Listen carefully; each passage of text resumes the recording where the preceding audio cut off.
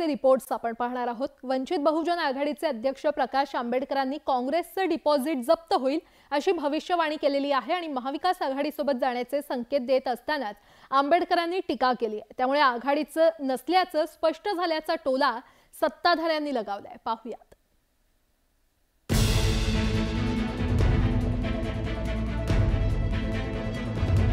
प्रकाश आंबेडकरांना महाविकास आघाडीत घेण्याकरता काँग्रेसने कधीच हिरवा कंदील दाखवलाय। त्यातच महाविकास आघाडीचं जागा वाटप झाल्याच्याही बातम्या माध्यमांमध्ये आल्या। वंचित बहुजन आघाडीला अकोल्याची जागा देण्यावर एकमत झाल्याचंही बोललं जात होतं। असं असताना प्रकाश आंबेडकरांनी मात्र काँग्रेसबाबत वेगळंच वक्तव्य केलंय। काँग्रेस एकटी लढल्यास अर्ध्यापेक्षा जास्त ठिकाणी डिपॉझिट जप्त होईल असा अंदाज प्रकाश आंबेडकरांनी व्यक्त केला। ये किसी पार्टी के पीछे नहीं जाना है। नहीं तो आज भैया कांग्रेस ही है, कांग्रेस ने ये किया, कांग्रेस ने वो किया, कांग्रेस ने वो किया।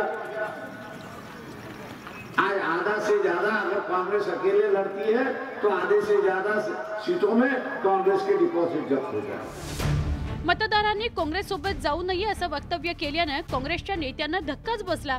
लोकसभा निवडणुकीत सत्ताधारी भाजप समोर आव्हान निर्माण करण्याकरता काँग्रेस आणि शरद पवार गटाने वंचित बहुजन आघाडीला असलेल्या विरोधाची भूमिका मवाळ केली होती।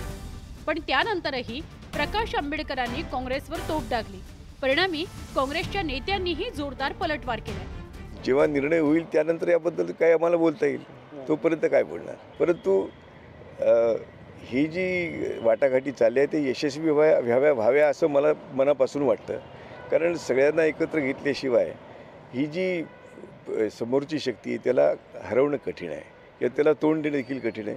हे सगळ्याच इंडिया आघाडीच्या नेत्यांनी समजून घेतलं पाहिजे। महाविकास आघाडीतील नेत्यांनी एकमेकांवर तोफ डागायला सुरुवात केल्यानं सत्ताधाऱ्यांनीही टोलेबाजी सुरू केली।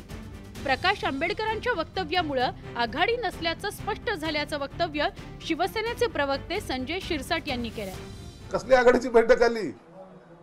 आघाडीची बैठक म्हणता तुम्ही एकीकडे, हे प्रकाश आंबेडकर बोलतायत काँग्रेस बरोबर जायचं नाही, ही भूमिका स्पष्ट आहे। म्हणजे आता आघाडी राहिली का? आघाडीमध्ये ना काँग्रेस आहे ना राष्ट्रवादी आहे। फक्त उबाठा गटाचे काही जे लोक आहेत ते स्वतःच आघाडी करणार आणि स्वतःच लढणार आहेत।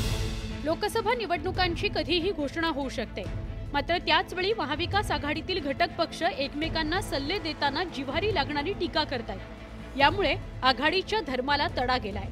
परिणामी आगामी काळात महाविकास आघाडीतील घटक पक्षांमध्ये एकीची भावना निर्माण करण्याचं आव्हान नेत्यांसमोर निर्माण झालंय। Bureau report, news 18 Lokmat.